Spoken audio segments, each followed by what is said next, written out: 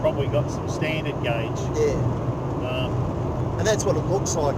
Like they're not ridiculously narrow. No. Yeah. But I've seen the thing on Michael Portobello's show, you know, Great Rail Journeys. Yeah. And he was just like tickled pink. He was on this train with this really wide track, and then it just changed to quite a narrow gauge. Yep. It continued on. Yep. Basically, what they do is they slow up into the place, change. Yeah. My take on the Spanish trains was they were quite nice, but there were things that I don't think would have passed muster in Australia. Yeah. Yeah, they were doing 300 kilometres an hour, but the bathrooms felt more flimsy than I was used to. The ventilation on them weren't as good as I would have expected. Yep.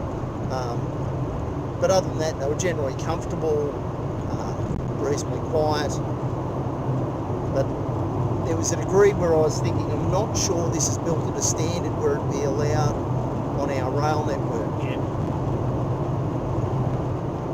Was it good enough? And I'd say it most probably was. But it just felt a bit lighter weight construction than we would do. Yeah. Part of that is probably that they have limited English tradition. Yeah. They have quite a lot of English tradition, but they don't. But they are Spanish, and they're often they spend long periods of time where they're isolated. Yeah. So with Franco, they basically spent nearly 40 years being isolated from the rest of Europe. Yeah. And you can see the period where Franco was in charge in the architecture, public buildings and transport, and you can see the period after him where they started going back to being quite flamboyant again. Yeah. And the period before that where they were really flamboyant, like 1930s. Yeah. Or 1920s. Yeah, but particularly, you know, that early part of the century. Yep. They were incredibly flamboyant during that period. Yep. That's where all those Gaudi buildings, 1880s on, are going. Yep.